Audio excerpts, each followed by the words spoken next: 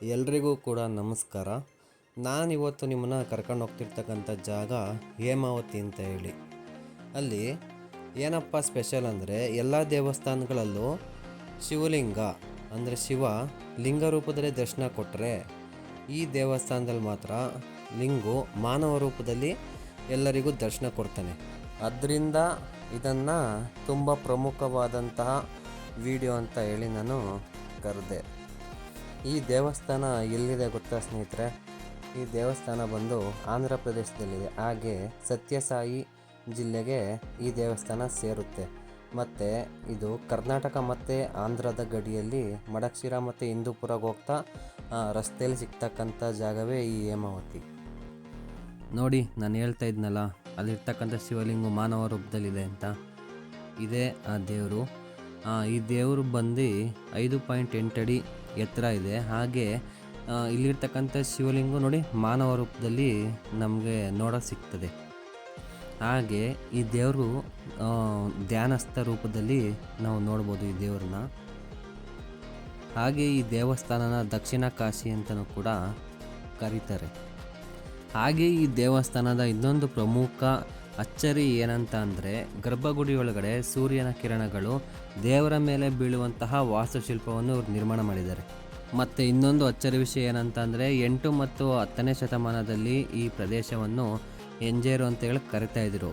ಇದು ನೊಳಂಬ ಮತ್ತು ಪಲ್ಲವರ ರಾಜಧಾನಿಯಾಗಿತ್ತು ಅಂತ ಹೇಳ್ತಾರೆ. ಈ ದೇವಸ್ಥಾನವನ್ನು ನೊಳಂಬರ ಅರಸರು ಕಟ್ಟಿಸ್ತಾರೆ.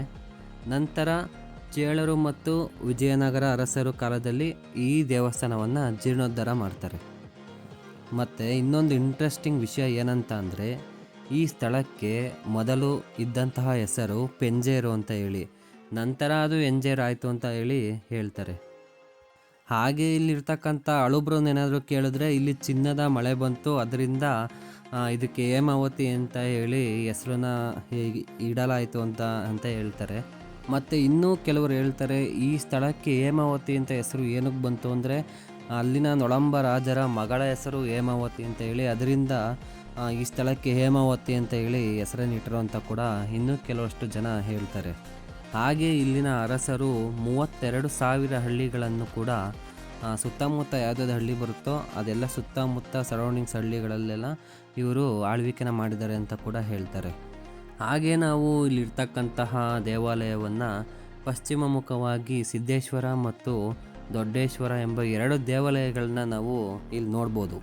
ಹಾಗೆ ಈ ದೇವಸ್ಥಾನದ ಕಂಬಗಳಲ್ಲಿ ರಾಮಾಯಣ ಮತ್ತು ಮಹಾಭಾರತ ಎಂಬ ಕತೆ ನಡೀತಲ್ಲ, ಅಲ್ಲಿನ ದೇವರ ಮತ್ತು ದೇವಿಯ ಶಿಲ್ಪಗಳನ್ನು ಕೂಡ ಅತ್ಯಂತ ಸುಂದರವಾಗಿ ಮತ್ತು ಸೂಕ್ಷ್ಮವಾಗಿ ಕೆತ್ತನೆಯನ್ನು ನಾವು ನೋಡ್ಬೋದು.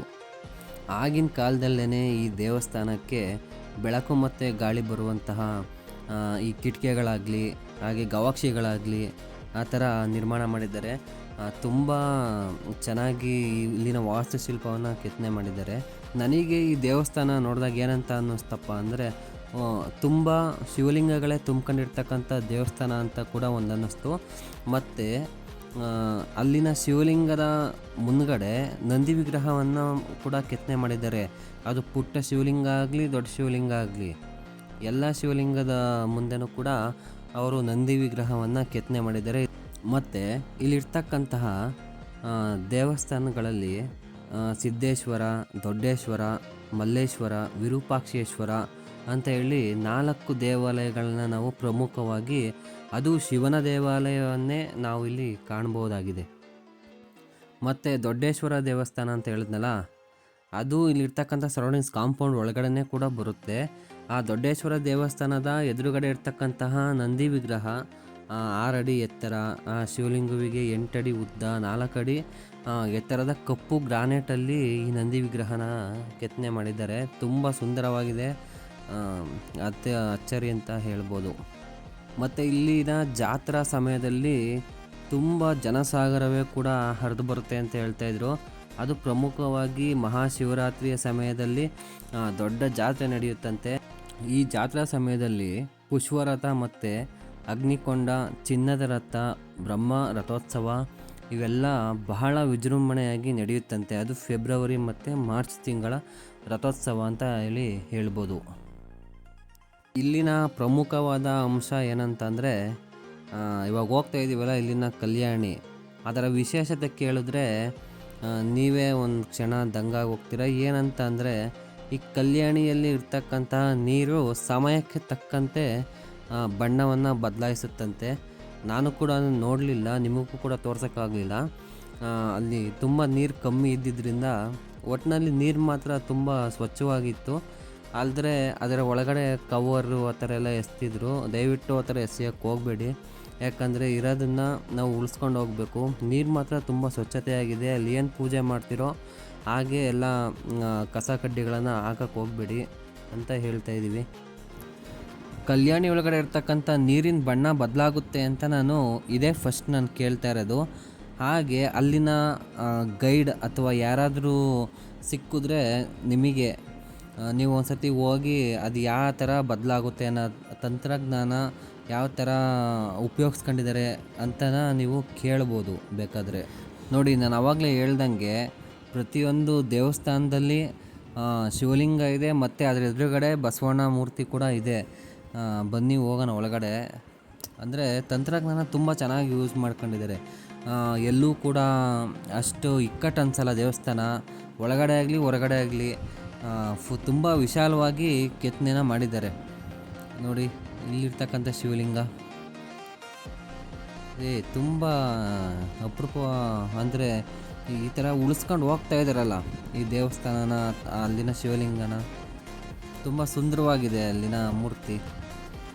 ನೋಡಿ, ನೀವೇ ನೋಡ್ತಾ ಇದ್ದೀರಾ. ದೇವಸ್ಥಾನ ಒಳಗಡೆ ಅಂತೂ ತುಂಬ ಕೂಲಾಗಿದೆ. ತುಂಬ ತಣ್ಣ ಅಂದರೆ ತಣ್ಣ, ಅಂದರೆ ಫ್ರಿಡ್ಜ್ ಅಂತಾರಲ್ಲ ಆ ಥರ ತುಂಬ ಕೋಲ್ಡ್ ಆಗಿದೆ. ನೋಡಿ, ಇಲ್ಲಿನ ಕಂಬಗಳು ಎಷ್ಟು ಚೆನ್ನಾಗಿದ್ದಾವೆ. ತುಂಬ ತುಂಬ ತುಂಬ ಅಂದರೆ ತುಂಬ ಚೆನ್ನಾಗಿದ್ದಾವೆ. ನೀವು ಒಮ್ಮೆ ಭೇಟಿ ಕೊಟ್ಟು ನೋಡಿ ಅಲ್ಲಿನ ಹೇಮಾವತಿ ಎಂಬ ಸ್ಥಳಕ್ಕೆ. ತುಂಬ ಚೆನ್ನಾಗಿದೆ. ಮತ್ತು ಇಲ್ಲಿ ಇನ್ನೊಂದು ವಿಷಯ ಏನಪ್ಪ ಅಂತ ಅಂದರೆ, ನಾನಿವಾಗ ಹೋಗ್ತೀನಿ ನೋಡಿ, ಅಲ್ಲಿ ಕಾಣ್ತಾ ಇದೆಯಲ್ಲ ಶಿವಲಿಂಗ, ಆ ಥರ ಶಿವಲಿಂಗ ಇಲ್ಲಿ ಸುತ್ತಮುತ್ತ ನಾವು ತುಂಬಾ ನೋಡ್ಬೋದು. ಆಚೆ ಕಡೆ ಇರ್ತಕ್ಕಂಥ ಗ್ರೌಂಡಲ್ಲಿ ಕೂಡ ನೋಡ್ಬೋದು, ದೇವಸ್ಥಾನದ ಒಳಗಡೆ ಇಲ್ಲಿರ್ತಕ್ಕಂಥ ನೋಡಿ ಇಲ್ಲೂ ಕೂಡ ನೋಡ್ಬೋದು. ಇದೇ ಥರ ಎಷ್ಟು ಶಿವಲಿಂಗಗಳಿದ್ದಾವೋ ಅಷ್ಟು ಶಿವಲಿಂಗದ ಎದುರುಗಡೆ ಕೂಡ ಬಸವಣ್ಣನ ಪ್ರತಿಮೆನ ನಾವು ನೋಡ್ಬೋದಾಗಿದೆ. ಬನ್ನಿ, ಹಾಗೆ ನಾನು ನಿಮ್ಮನ್ನ ಈ ಗರ್ಭಗುಡಿ ಇದೆಯಲ್ಲ, ಈ ಗರ್ಭಗುಡಿ ಹಿಂದೆ ಕರ್ಕೊಂಡು ಹೋಗ್ತೀನಿ.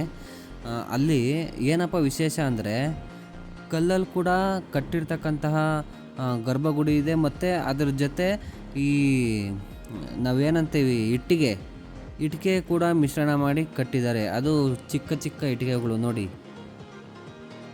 ಅವಾಗ ಗಾರೆ ಅಂತ ಬಳಸ್ತಿದ್ರಲ್ಲ, ಅದು ಅನ್ಸುತ್ತಿವೆಲ್ಲ. ಮತ್ತು ಈ ದೇವಾಲಯದ ಪಕ್ಕದಲ್ಲೇ ಒಂದು ಮ್ಯೂಸಿಯಂ ಕೂಡ ಇದೆ.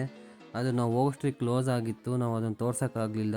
ಅಲ್ಲಿ ಏನಿದೆಯಪ್ಪ ಅಂದರೆ ಇಲ್ಲಿನ ದೇವಸ್ಥಾನ ಸುತ್ತಮುತ್ತ ಸಿಕ್ಕಿರ್ತಕ್ಕಂತಹ ವಸ್ತುಗಳನ್ನು ಸಂಗ್ರಹ ಮಾಡಿದ್ದಾರೆ ಈ ಪುರಾತತ್ವ ಇಲಾಖೆಯವರು.